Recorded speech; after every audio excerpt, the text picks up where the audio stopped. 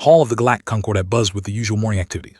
Representatives from hundreds of worlds sat in their steel chairs, designed for their unique body types. Some floated in water tanks, others hung from the ceiling, and a few existed as pure energy in containment fields.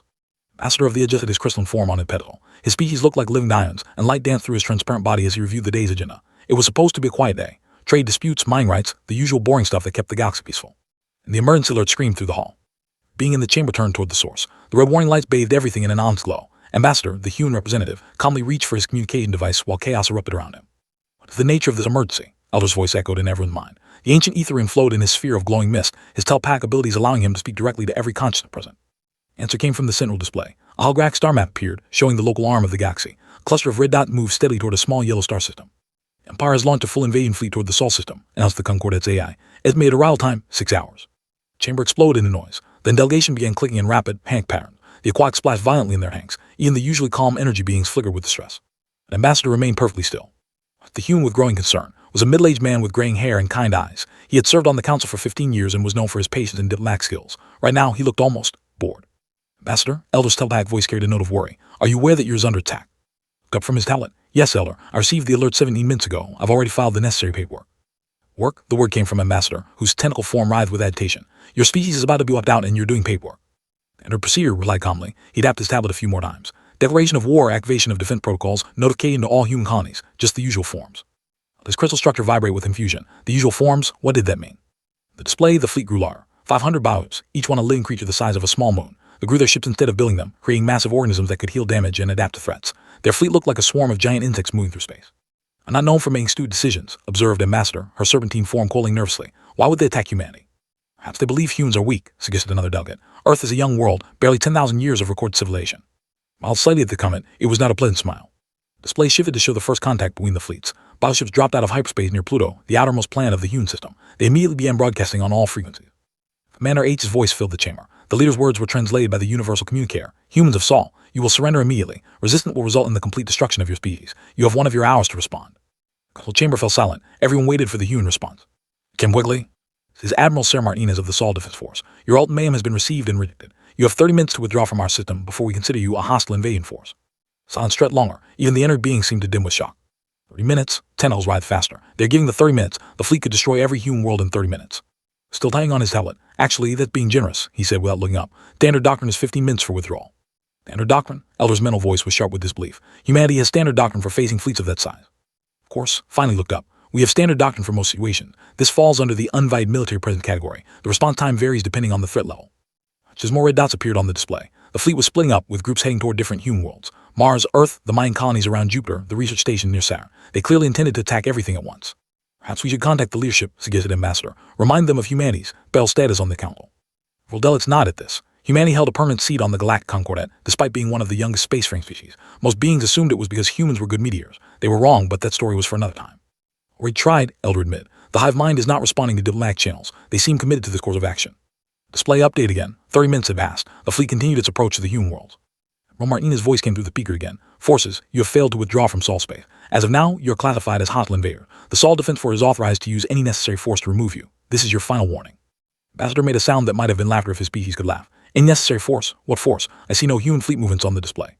Look at the display, then at his tablet, then back at the display. Oh, that's because the defense platforms are automated. They don't show up on standard sensors. Defense platforms, he asked.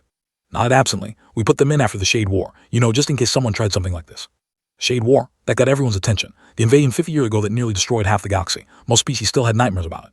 What kind of defense platforms? Elder asked carefully. I was about to answer when the display changed dramatically. The red dots representing the fleet suddenly disappeared. Not destroyed, just gone from the centers. Where did they go? Hissed. Wes said, they're still there. The platforms just made them invisible to us. Standard self-countermeasure. They probably can't see each other anymore either. Chamber erupted in confused chatter. Species began talking over each other in dozens of languages, but noticed something that made his crystal form go cold. Ambassador was smiling again, and he had pulled up a new file on his tablet. The header read, Post-Conflict Cleanup Protocols. The file was already half filled out. No idea what they had just walked into, but looking at its calm expression, was beginning to suspect that humanity had been preparing for this exact scenario for a very long time. Long until we know the outcome, asked Ambassador. His tablet, well, the defense platforms need about 6 hours to fully map the enemy fleet positions. After that, he shrugged, probably another hour to finish up. Finish up what? Invasion fleet, said simply. Admiral Martinez likes to be thorough. With that terrifying statement, Ambassador went back to his paperwork, leading the rest of the Galactic Concordat to wonder exactly what kind of species they had been sharing the galaxy with all these years. Emergency session of the Galactic Concordat began 3 hours after the fleet went dark. Representatives who had rushed from across the galaxy filled every seat, platform, and floating space in the grid chamber. Some had traveled so fast they still glowed from hyperspace radiation. Flowed at the center of the room in his misty sphere. His telepathic voice reached every mind present. We are here to discuss the current situation in Sol space. Before we continue, I must ask Ambassador to clarify humanity's position. Slowly, around him, beings from 100 worlds watched with expressions ranging from curiosity to barely controlled panic. The situation is under control, he said simply. The invasion fleet has been neutralized. Neutralized? Ambassador coiled around her speaking platform. The bioships are some of the strongest vessels in the galaxy. How were they neutralized in 6 hours? Actually, it took 4 hours and 17 minutes, correct. Admiral Martinez finished ahead of schedule. Chamber erupted in whispers, clicks, and harmonic vibration. Felt his crystal structure humming with tension. He had known for 15 years. The human had always been polite, patient, and seemingly harmless. Right now, he was describing the destruction of a major invasion fleet like he was discussing the weather. Elder's mental command silenced the room. Ambassador, please explain what happened to the fleet.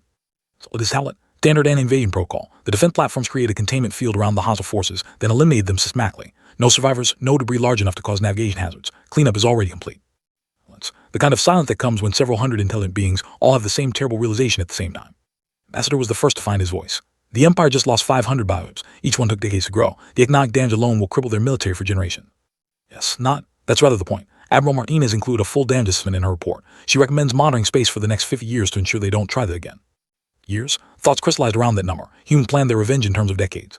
Sphere pulsed with agitation. Perhaps it is time to remind our new members why humanity holds a permanent seat on the council. Well, of the recently uplifted species perked up with interest. The I delegation, who had achieved only 2 centuries ago, leaned forward eagerly. To them, humans seemed like any other diplomatic species. I was hiding to avoid this conversation, sighed Ambassador of the Ancient. Her bird-like form ruffled its golden feathers nervously, but given current events, perhaps ignorance is more dangerous than knowledge. Began the story. 53 years ago, the galaxy faced an extinction-level threat. Beings from another dimension, creatures we came to call the Shade, began consuming entire star systems. They moved like a plague across space, turning matter into dark energy that fed their expansion. No species had heard stories about the Shade War, but most dismissed them as exaggerated legends. Had been there, he remembered. Standard response was evacuation, continued. Every species with starships began moving their populations away from the advancing Shade front. Entire sectors were abandoned. The plan was to retreat to the Galactic Rim and wait for the Shades to burn themselves out. What changed? Asked Ambassador Quill of the Eye. His telepathic voice carried the weight of memory. Humanity received the evacuation order and ignored it. Instead, Admiral's predecessor issued a single statement. No. While silly, Admiral Helen had been his aunt. The smile was not reassuring.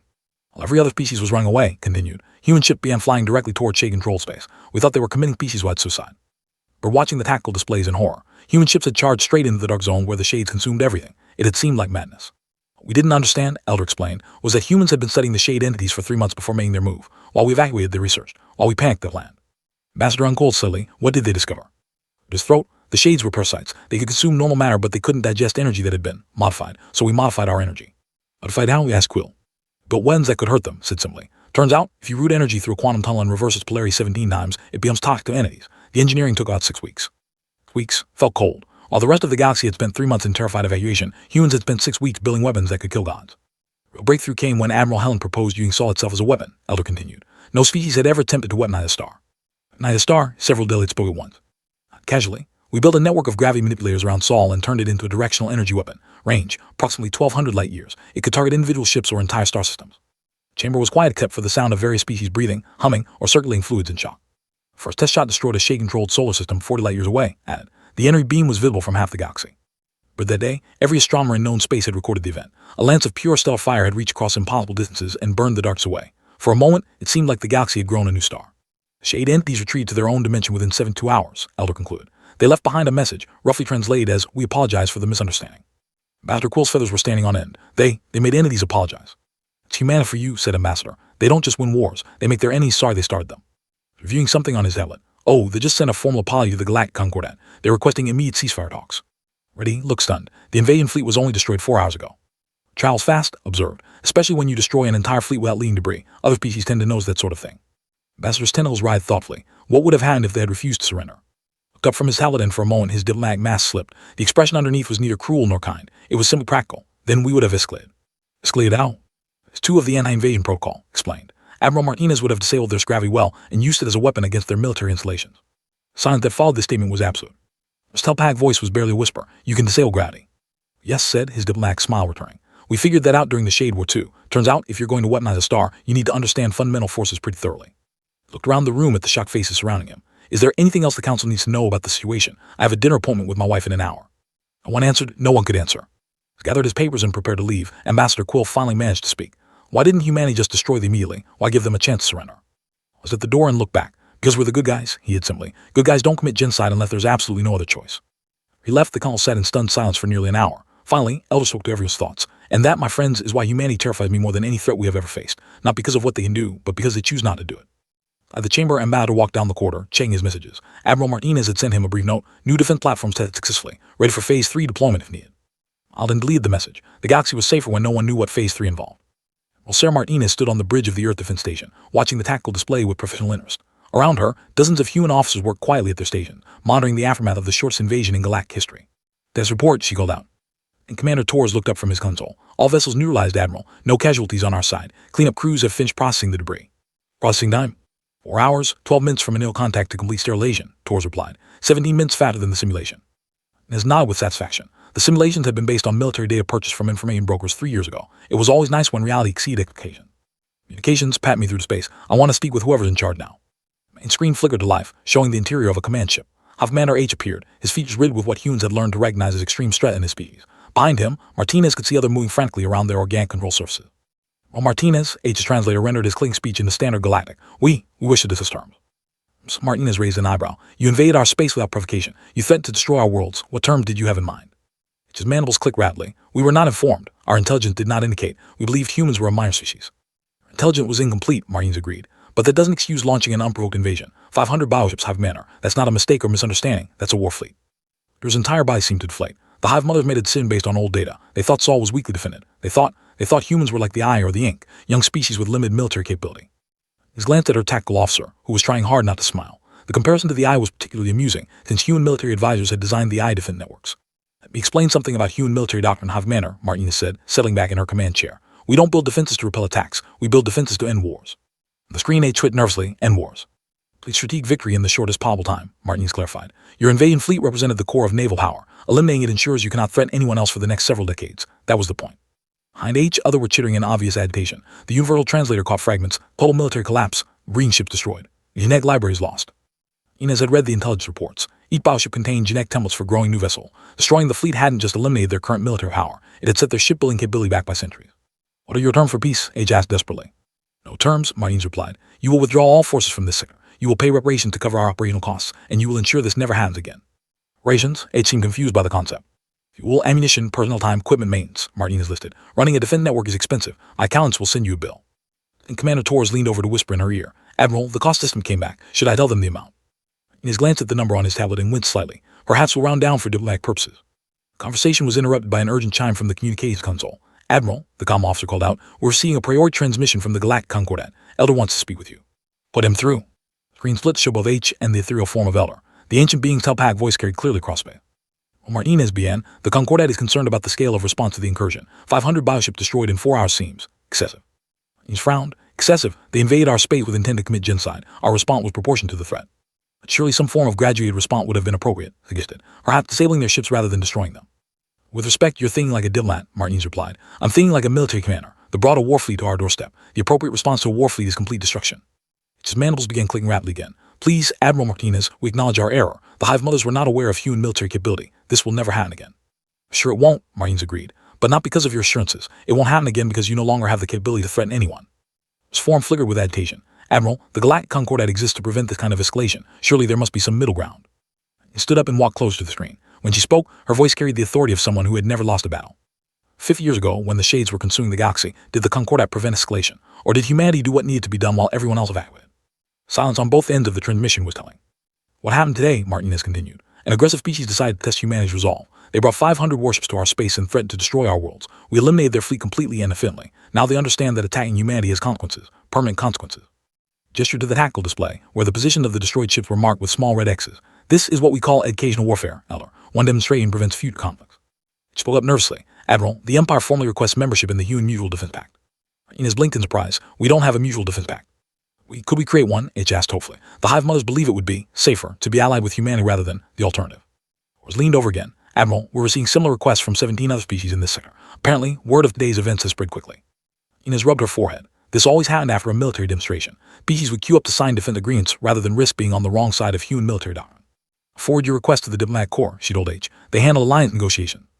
His telepathic voice carried a note of resignation. "Admiral, how many species have requested alliance with humanity since this incident began?"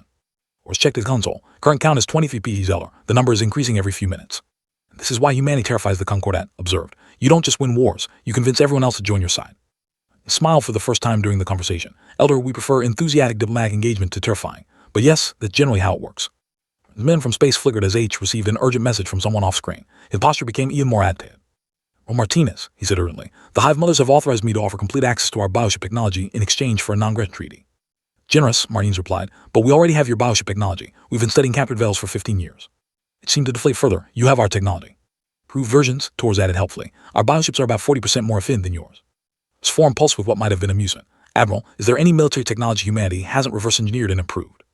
He has considered the question seriously. "Well, we're still working on quantum encryption, but that's more of a Hive project." Adder's voice suddenly joined the conversation from the Concordat chamber. "You're working on our quantum encryption." "Oh, Ambassador," Martin smiled. "We cracked it 3 years ago. Doctor sends her compliments on the elegant mathematical structure. She's written several papers improving the efficiency." Silence that followed the revelation was broken only by the sound of H's increasingly frantic clicking. Admiral Elder said finally, "Perhaps it would be best if we schedule a formal meeting to discuss, updating the Concordat's understanding of human military capabilities." "I've Ambassador arranged something," Martinez agreed. "But right now, I need to finish processing the reparations claims and write my after-action report." Looked at both beings on the screen. "Was there anything else? I have 17 more requests for alliance negotiation to review." She managed one final question. "Admiral, what would have happened if we had refused to surrender?" His glance at her tactical display, where several indicators were marked phase to standby. "Would have learned why phase 1 is called the general option," she replied. The transmitter ended Tor's approach with a tablet full of reports. "Admiral, the final casualty count for the engagement. Our losses? 0 killed, 0 wounded. One technician got a mild headache from monitoring the containment fields. And theirs? Loss? 500 bioships, approximately 2 million, complete destruction of their offensive capability." His nod and signed the report. "Make sure the diplomatic corps gets a copy. They'll need it for the alliance negotiation." She prepared to leave the bridge. Her communications officer called out one last update. "Admiral, we're now receiving alliance requests from 45th species. Also, the one to discuss hearing human military advisors." He paused at the door. "Torres, remind me why we let other species think we're the peaceful ones. The alternative would cause galaxy-wide panic, Admiral." "Right," Martin said with a smile. "Carry on." At the defense station, space was quiet and clean, with no trace of the invasion fleet that had arrived just hours before. In the distance, merchant ships were already resuming normal track patterns, confident that the Sol system was safe once again. It was just another day in human space. Days after the destruction of the first fleet, the emergency continued. Deep in space, the Hive Mothers convened in their most sacred chamber. The massive biological structure pulsed with bioluminescent patterns as the rulers of the Empire communicated through complex chemical signal. Mother Ra dominated the center of the chamber, her ancient form by 1,000 battles. Around her, the other Hive Mothers clicked and chirped in agitation. The loss of 500 bioships was not just a military disaster, it was genetic catastrophe. Each ship carried irreplaceable DNA patterns that had taken to perfect. "Humans must pay," Ra declared, her chemical scent expressing absolute determination. "They have humiliated the Empire. They have destroyed our children." The mother shifted nervously on her perch. "First Mother, perhaps we should consider the diplomatic option. The humans have made it clear they possess superior military technology." "Superior technology means nothing against sufficient numbers," Ra snarled. "Contact the Deep Fleet. Bring them home." The shudder ran through the assembled Hive Mothers. The Deep Fleet was their ultimate weapon, held in reserve for existential threats. 50 plant crackers, each one capable of shattering worlds, supported by 1,000 escort vessels. It represented 90% of the remaining military. "First Mother," Third Mother pleaded, "the Deep Fleet has been stationed at the Galactic Rim for 3 centuries. It will take weeks to recall them." "We wait," Rudd said, "and when they arrive, we will show these humans what happens when you cross the Empire." Weeks later, Admiral Martinez was enjoying her morning coffee when Lieutenant Commander Torres burst into her office without knocking. His face was pale with excitement. "Well, you need to see this," he said, activating the wall display. "Long-range sensors just picked up a massive fleet approaching from space." Tactical display showed a formation that made Martinez whistle low with appreciation. 50 massive ships at the center, each one the size of a small moon, surrounded by a cloud of smaller vessels. The energy signatures were unlike anything in the current galactic database. "Crackers," Martin identified. "I haven't seen those designs since the archive files from the Empire." It was nodded grimly. "Intelligence estimates each one can split a terrestrial world in half. The escort fleet is bigger than their entire regular navy." He set down her coffee and activated her command console. "Time to intercept. 72 hours at current speed." Saying, Martinez pulled up the human fleet to position. Most of the Sol Defense Force was currently in dock for routine maintenance. Only a handful of patrol ships were immediately available. "Torres, has anyone informed the Galactic Concordat about the development?" "Master sent a routine notification an hour ago," Torres replied. He classified it as scheduled diplomatic engagement. "Scheduled diplomatic engagement," Martinez repeated with amusement. "I like sense of humor." Activated the fleet communication system. "All Sol Defense Force units, this is Admiral Martinez. We have incoming visitors. Prepare for Operation Garden Party." Torres raised an eyebrow. "Garden Party, Admiral." It seemed appropriate, Martinez shrugged. "We're about to entertain guests who clearly don't understand proper etiquette." At the Galactic Concordat, chaos reigned once again. The emergency session had been called so quickly that some delegates were still arriving via emergency transport. Elder flowed at the center of the chamber, his telepathic presence radiating barely controlled panic. "The Deep Fleet has been sighted approaching Sol space," he announced. 50 plant crackers, supported by their entire reserve navy. This represents an escalation beyond anything in recorded galactic history. Ambassador coiled around her platform. 50 plant crackers. They could destroy every world in the Sol system and have ammunition left over. "As Ambassador," demanded Ambassador, "shouldn't the human representative be here for this?" "It's in his office," Elder replied. "When I asked about humanity's response to the threat, he said he was making popcorn and suggested we enjoy the show." Confused murmurs filled the chamber. Popcorn was a human food, but the reference to show made no sense in the current context. His crystal structure vibrating with tension. Elder, what is humanity's current military deployment in response to this threat? Into their tactical updates, replied with obvious disbelief, they've deployed 3 patrol ships and activated something called Garden Party Protocol. 3 ships, Ambassador's golden feathers stood on end, reshipped against 50 blank cryer. Chamber erupted in panic chatter. Several species began making urgent calls to evacuate their nearby colonies. The eye delegation started openly weeping. While in Sol space, the deep fleet dropped out of hyperspace at the edge of the system. First Mother Ra herself commanded the flagship, a bioship so massive it had its own gravitational field. And the system, she ordered, locate all human military assets. Tactical officers report came quickly. First Mother, we detect minimal human fleet presence. 3 small vessels on patrol routes. No sign of major defensive installation. As mandibles clicked with satisfaction. Perfect. Begin charting the primary blank cryer. Target the red world first as a demonstration. On the system, massive biological weapons began to wake from centuries of dormancy. Blank cryers were not ships in any conventional sense. They were living artillery pieces bred specifically to destroy worlds. Each one began gathering energy, building toward the devastating release that could split a planet in half. It was Mars, chosen for its obvious importance as humanity's first terraformed world. For 6 hours, energy built within the blank crier's organic core while warning broadcasts filled the system. As of Saul, Ra's voice boomed across every frequency. You destroyed our children. Now watch as we destroy yours. This is the price of defying the Empire. On Earth, Admiral Martinez watched the charting cycle with professional interest. Around her, the command staff monitored hundreds of displays showing energy buildup, trajectory calculations, and timing sequences. Admiral Torres reported, the blank crier has reached 90% charge. Impact with Mars estimated in 37 minutes. Word from Mars Colony, Martinez asked.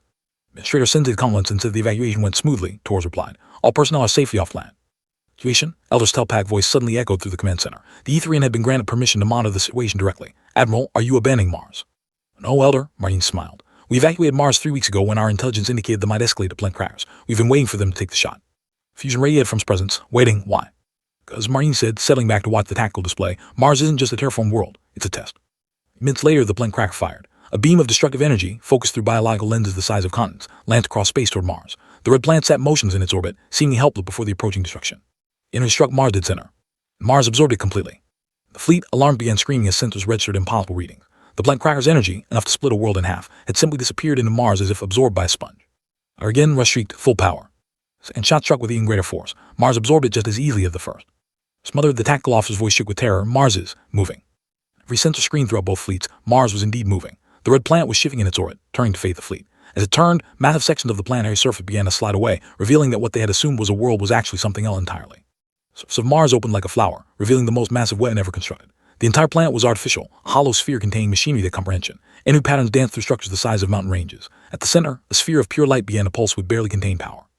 While Torres said quietly, Mars has finished absorbing the blank cracker energy. The consumption beam is ready to fire. He's activated the shipwide communication system. All Sol Defense Force units, this is Admiral Martinez. Mars is weapons-free. Engage at will.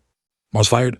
The beam that emerged from the artificial planet was not energy in any conventional sense. It was concentrated possibility, reality restructured into a weapon. Where it touched the fleet, ships didn't explode or disintegrate. They simply stopped existing, as if the universe had decided they had never been built. Blank crackers vanished in the first second. The remaining 20 managed to turn and run, but Mars tracked each one with surgical precision. Within 5 minutes, the deep fleet that had taken the Empire centuries to build was reduced to scattered debris and fleeing escort vessel. The Galactic Concordia chamber, every being present watched the feed in absolute silence. Several delegates had fainted. The eye delegation had stopped weeping and started praying in language they had forgotten they knew. His telepathic voice was barely a whisper. Admiral Martinez, what exactly is Mars? It appeared on the communication screen, looking remarkably calm for someone who had just witnessed the deployment of a planet-sized weapon. Mars is our prototype stellar siege platform, Eller. We built it during the Shade War as a back plan in case the Sol cannon was sufficient. Prototype managed. Yes, Martinez nodded. We've improved the design significantly since then. Jupiter is much more efficient, and Saturn has some interesting additional features. Implications of this statement hit the chamber like a physical blow. Not only had humanity turned one planet into a weapon, they had turned multiple planets into weapons. Batter found her voice first. Martinez, how many of your planets are weapons? Classified, Martinez replied cheerfully. But I can tell you that Venus is strictly defensive. We learned our lesson about putting offensive weapons too close to populated areas. The wreckage of the deep fleet, First Mother Ra transmitted one final message before her dying bioship lost power. We surrender. We surrender completely. Please make it stop. His look at the tactical display, where Mars was already returning to its dormant configuration, disguising itself once again as a simple terraformed world.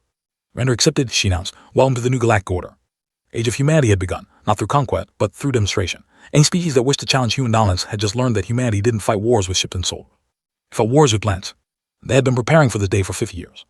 A month after the Mars incident, as historians would later call it, the galaxy had settled into an uneasy quiet. Trade routes functioned normally, diplomatic channels remained open, and life continued much as it had before. The only difference was that every spacefaring species now maintained a minimum distance of 50 light years from human space, unless specifically invited closer.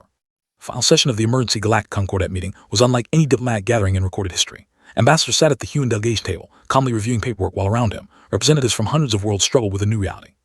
Float at the center of the chamber, his telepath presence subdued.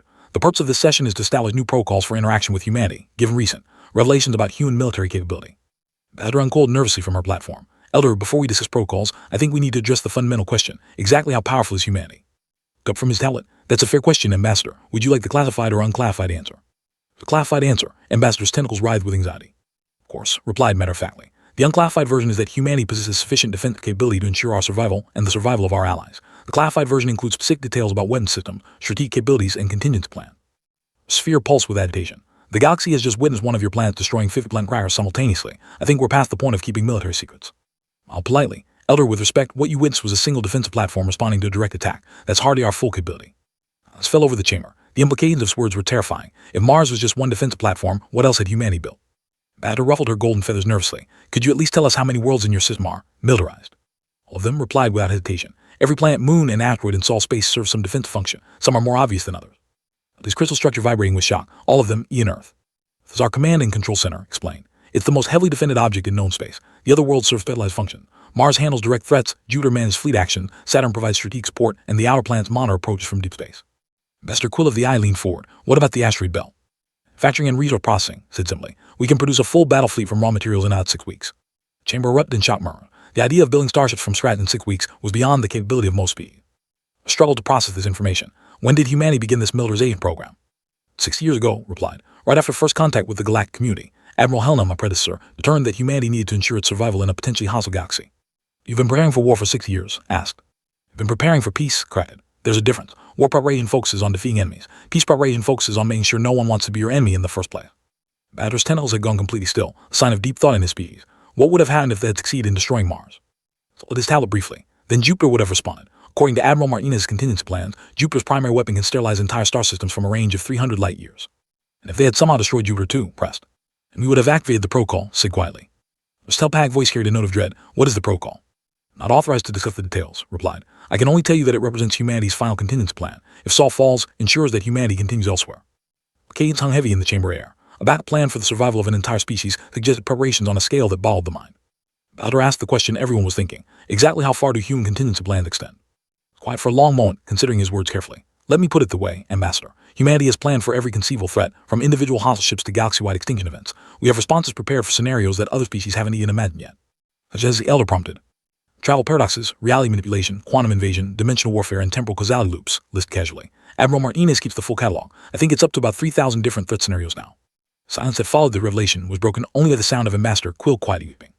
Elder said finally, if humanity possesses the level of military capability, why participate in the Galactic Concordat at all? You clearly don't need our protection. Then, for the first time in the entire crisis, it was a genuinely warm expression. Elder, that's the most important question anyone has asked. We don't need protection from the galaxy, but we need protection from ourselves. Fused murmurs filled the chamber. So power corrupts absolutely, continued. It's an old human saying. If humanity operated without oversight, without interaction with other species, without the need to explain and justify our actions, we would become something terrible. He stood and walked to the center of the chamber, addressing the assembly directly. The Galactic Concordat serves as humanity's conscience. Every decision we make, every weapon we build, every protocol we develop must be justifiable to beings who share our galaxy. That responsibility keeps us human. Badger considered it carefully. So you're saying that humanity participates in galactic civilization not for protection, but for moral guidance? Exactly, not. The moment humanity stops caring what other species think of us, we become the very threat we spent 6 years preparing to defend against. Sphere pulsed thoughtfully. What happens now? How does the galaxy function when one species possesses such overwhelming power? Into his seat and picked up a diamond. The same way it always has, Eller, through mutual respect, diplomatic cooperation, and shared prosperity. The only difference is that now everyone knows that attacking humanity has consequences. Looked around the chamber, meeting the eyes or optical sensors of each delegate. But here's what I want everyone to understand. Humanity's greatest weapon isn't Mars or Jupiter or any of our defensive platforms. Our greatest weapon is our choice to use them only when absolutely necessary. Bowder's tentacles resumed their nerve writhing, and if that choice ever changes, the galaxy will face something far worse than the Empire or the Shade entities, said quietly. It will face humanity without restraint. Chamber fell silent once more, each delegate contemplating this terrifying possibility. I finally spoke for everyone present. What does humanity want from the galactic community? The same thing we've always wanted, replied. Trade, friendship, scientific exchange, and peaceful coexistence. We want to explore the galaxy together, learn from each other, and build a better future for all our species. He smiled again. We just want to do it from a position where no one can threaten to destroy us while we're trying to be peaceful. Ambassador Quill raised her hand tentatively. Mister, could humanity protect other species the way you protect yourselves? Let us tell it. We already do, Ambassador. The Human Mutual Defense Network now includes 47 species. Admiral Martinez tells me the applications are still coming in daily. What does membership require? Asked Ambassador. Little replied. Don't attack humanity or our allies. Contribute to mutual research efforts when possible. Maintain diplomatic relations, that's about it. Ambassador's tentacles went still again, and the benefits. If anyone threatens to destroy your worlds, we stop them, said simply, permanently. Quiet that followed was different from the previous silences. This was shock or fear, but thoughtful consideration. His telepathic voice carried a note of weary excitement. Very well, Ambassador. It seems humanity has achieved something unprecedented in galactic history, peace through overwhelming defensive capability.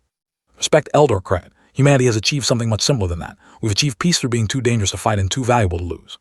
The session ended, and delegates began departing for their home systems. Elder remained floating in the center of the chamber, approached the ancient being sphere. Said quietly, I know this has been difficult for everyone. The revelation about our capabilities has changed everything. Indeed it has, replied, but perhaps not in the way you might expect. I'm not afraid of humanity's weapons. I'm grateful for humanity's restraint. That's all we've ever wanted, Elder, for the galaxy to understand that we're the good guys, even if we're also the most dangerous guys. If you ever stop being the good guys, asked. Quiet for a long moment. Then I hope someone will have the courage to stop us, Elder, because a universe where humanity isn't held accountable for its actions is a universe that doesn't deserve to exist. He gathered his papers and prepared to leave. He turned back to Elder one final time. Elder, there's one more thing the Concordat should know. What is that?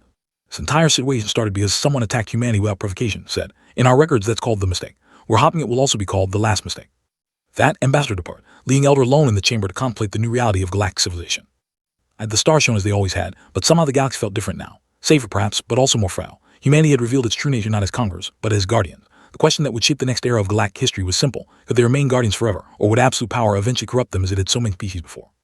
Time would tell. But for now, the galaxy was at peace, protected by beings who had the power to destroy it all and the wisdom to choose not to. It was perhaps the best possible outcome for everyone involved. Age of humanity had begun not with conquest, but with reluctant revelation. And maybe, just maybe, that would make all the difference.